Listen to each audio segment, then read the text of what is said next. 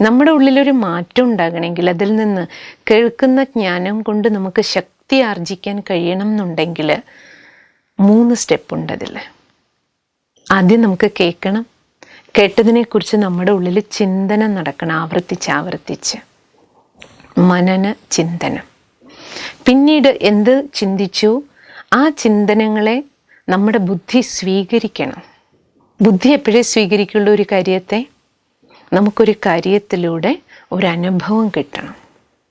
നമ്മൾ കേട്ടത്, കണ്ടത്, പഠിച്ചത് നമ്മുടെ ജീവിതത്തിലൊരു എക്സ്പീരിയൻസ് തരുന്ന സമയത്ത് ആ അനുഭവമാണ് നമുക്ക് അതോറിറ്റിയായിട്ട് മാറണേ, ശക്തിയായിട്ട് മാറണേ.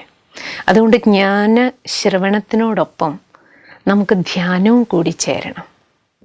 ജ്ഞാനവും ധ്യാനവും കൂടി ചേരുമ്പോഴാണ് നമ്മുടെ ഉള്ളിൽ സ്വപരിവർത്തനം എന്ന പ്രക്രിയയിലൂടെ ഒരു റിസൾട്ട് നമ്മുടെ സ്വന്തം ജീവിതത്തിൽ തന്നെ ഉണ്ടാകണം.